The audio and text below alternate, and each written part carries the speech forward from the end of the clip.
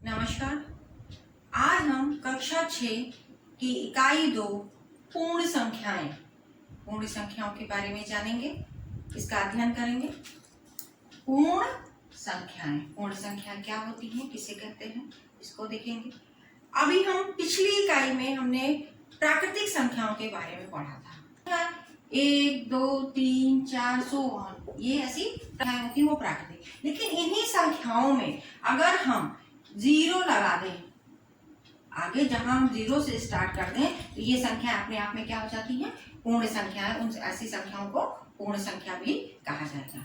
तो हमारी जो पूर्ण संख्या है, वो सबसे छोटी पूर्ण संख्या क्या होती है, 0। वहीं अगर प्राकृतिक संख्या के बारे में पूछे कि सबसे छोटी प्राकृतिक संख्या कौन सी होगी, 1 होगी। प्रत्येक पूर्ण संख्या से बड़ी कोई न कोई पूर्ण संख्या होती है, अतः कोई भी संख्या सबसे बड़ी पूर्ण संख्या नहीं हो सकती है। इसी तरह अगर ये हो गया पूर्ण संख्या, अब हम देखते हैं क्रमागत पूर्ण संख्या। क्रमागत जो एक क्रम में आती जाए, जैसे 1, 2, 3, 4, 5, ये क्रम से बढ़ता चला जा रहा है, ये क्रमागत पूर्ण संख्याएं होती हैं। और क्रमागत पूर्ण संख्याओं के बीच में 1 का अंतर होता है। कितने का अंतर होता है, 1 का अंतर होता है। अब जैसे 12, 13, 14, 15, अब इन सब के बीच में कितने का अंतर है, 1 का। क्रमागत संख्याएं होने के लिए उन दो संख्याओं के बीच में 1 का अंतर होना चाहिए। अब हम अभ्यास 2A के सवालों को हल करेंगे।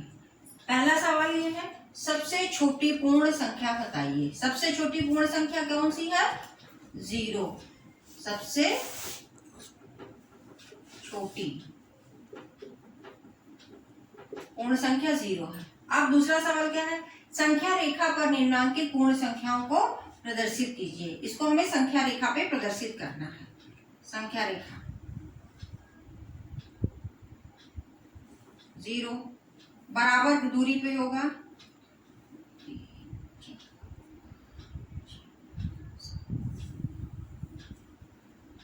ठीक। 1, 2, 3, 4, 5, 6, 7।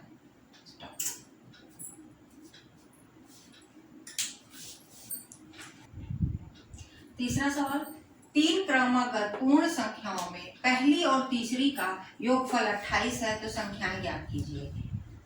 क्रमागत संख्याओं में 1 का अंतर होता है, और पहली और तीसरी 3 क्रमागत संख्याओं में पहली और तीसरी संख्या का अगर योगफल है, उसको अगर हम आधा कर दें, तो हमारे को जो है बीच वाली संख्या निकल आती है।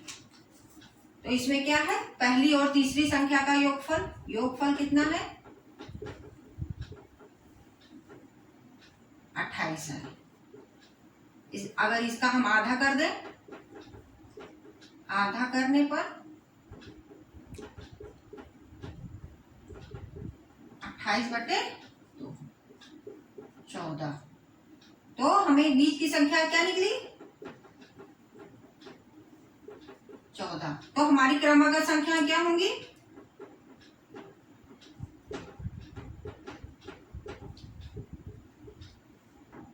बीच वाली 14, 14 के आगे 13 और 14 के बाद 15, ये हमारी संख्या हो गई।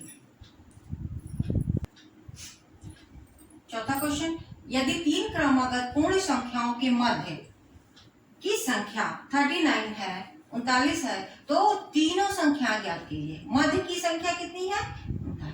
हम जान रहे हैं कि क्रमागत पूर्ण संख्याओं के बीच में सिर्फ 1 का अंतर होता है, इसलिए 39 के पहले क्या आ जाएगा, 38, और 39 के बाद 40। तो हमारी संख्याएं क्या हो जाएंगी, 38, 39 और 40। पांचवा प्रश्न क्या है, प्राकृतिक संख्याओं के समूह में किस संख्या को सम्मिलित